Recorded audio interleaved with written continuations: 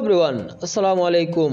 এই ভিডিওতে আমি আপনাদের সাথে তুলে ধরার চেষ্টা করছি পরিবহন সেক্টরের মধ্যে এমন একটি বাস সম্পর্কে কিছু বিস্তারিত তথ্য হচ্ছে। বাসটি কিনা 30 থেকে 40টিরও অধিক বেশি কোম্পানির বহরে সার্ভিস দিয়ে যাচ্ছে। অর্থাৎ এক কথা বলতে গেলে যতগুলো বাস কোম্পানির বহরে এই বাসটি সার্ভিস দিয়েছে সবগুলো বাস কোম্পানির বহরে দেখা গিয়েছিল 7 দিন কিংবা 14 দিন, এর বেশি কিন্তু এই বাসটি লং লাস্টিং করতে পারেনি। যার কারণে আর কি আপনারা বাংলাদেশের বাস মালিক বলেন কিংবা বাস কমিউনিটি অথবা যারা বাস নিয়ে গবেষণা করে তাদের মতে এই বাসটি বাংলাদেশের আজ পর্যন্ত এমন কোন বাস কোম্পানি নেই যাদের বহরে এই বাসটি সার্ভিস দেয়নি। সর্বপ্রথম যদি এই বাসটিকে দেখা গেছিল কুমিল্লার এশিয়া এয়ারকনের বহরে, বর্তমানে সর্বশেষ এই বাসটি দক্ষিণবঙ্গের ইগল পরিবহনের হয়ে সার্ভিস দিয়ে যাচ্ছে। মাঝখানে আরো 38টি বাস কোম্পানির বহরেও সার্ভিস দিয়েছিল এই বাসটি। এখন ভাই আমার প্রশ্ন হচ্ছে, এই বাসটির প্রকৃতপক্ষে মূল মালিক কে কিংবা কেন এই বাসটি আজ পর্যন্ত বাংলাদেশের এতগুলো পরিবহন সেক্টরে কিংবা এতগুলো বাস মালিকদের হয়ে সার্ভিস দিয়ে যাচ্ছে? এই বাসটি হচ্ছে মূলত আনকাই ব্র্যান্ডের একটি বাস। এমনকি এই বাসটিতে যে সেজিস ইউজ করা হয়েছে এটি হচ্ছে বাংলাদেশের পূর্বে আসা স্ক্যানিয়া কিংবা ভলভো ব্র্যান্ডের বাসগুলোতে যে সেজিস ইউজ করা হয়েছে এই বাসটিতে কিন্তু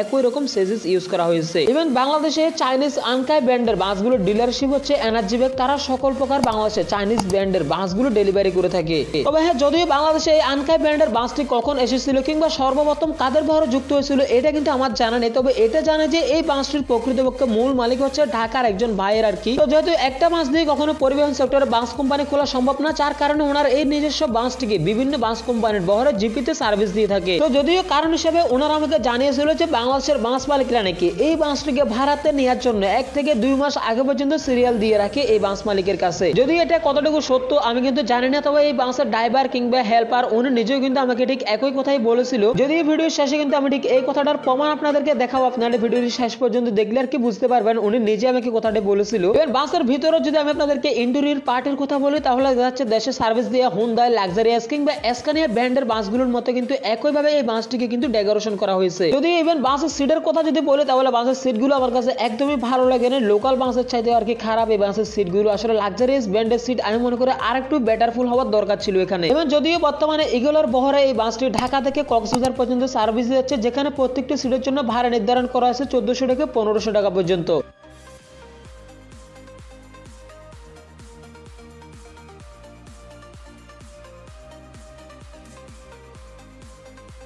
যদিও যখন কিনা আমি এই বাসের ভিতরের ইন্টেরিয়র পার্টগুলো আপনাদের জন্য ভিডিও করতেছিলাম, পাশ দিয়ে শ্যামলী পরিবহনের নন এসি বাসটা আমাকে অনেক বেশি জ্বালাচ্ছিল। তার মধ্যে আবার এই বাসের যিনি হেল্পার উনি আরেক বেশি খাওয়া ছিলেন। মালিকের কাছ থেকে অনুমতি নেওয়ার পরেও উনি আমাকে দেখে বারবার বাসের দরজাটা আর কি বন্ধ করে দেওয়ার চেষ্টা করতেছিল। যদিও পরবর্তীতে আমি যখন জোরপূর্বক বাসের ভিতরে উঠি তখন আমি বললাম যে ভাই বাসের লাইট এবং কি পর্দাগুলো সরিয়ে দেন। উনি বললো বাসের নাকি ব্যাটারি খোলা, বাসের লাইট দিয়ে যাবে না। পরবর্তীতে আমি নিজে আর কি বাসের পর্দাগুলো সরিয়ে আপনাদের জন্য ভিডিও করতে শুরু করি। তার মধ্যেই আসে আর কি শ্যামলী পরিবহনের নন এসি বাসটা আমাকে বারবার জ্বালাচ্ছিল আর কি। ইকোনমি ক্লাস এই বাসটিতে সম্পূর্ণ 2x2 পারমিশনের সিট ইউজ করা হয়েছে। যেহেতু 70 সিটের বাস এটি, তাই আমি মনে করি আপনারা বাসের ভিতরে ভালো পরিমাণের স্পেস পেয়ে যাবেন। এই বাসটিতে হট স্কুল দুইটারই সুবিধা রয়েছে।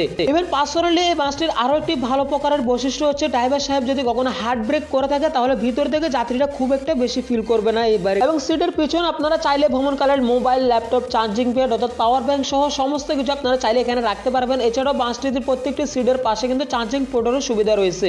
ভাই রে ভাই, চাইনিজদের মাথা যে এত বুদ্ধি সেটা আসলে ভাই চাইনিজ ব্র্যান্ডের বাসগুলো না দেখলে হয়তো আপনারা বুঝবেন না। বাসের সিটগুলো আরামদায়ক না হলে কিন্তু প্রত্যেকটি সিটের সাথে হেডরেস্ট, লেগ রেস্ট, হাতুড়ি সহ বিভিন্ন রকম সুযোগ সুবিধা রয়েছে। আপনারা চাইলে কমফোর্টেবল ভাবে বসে জার্নি করতে পারেন।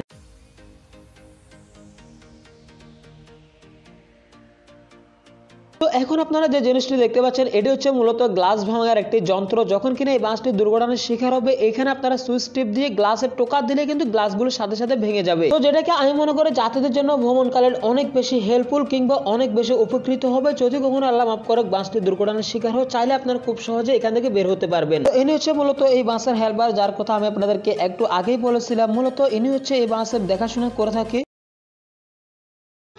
আচ্ছা ভাই দেখি বলেন এটা কয় গিয়ারের গাড়ি? 6 গিয়ারের গাড়ি। এটা আজ পর্যন্ত কয় ব্যানারে ঘুরছে?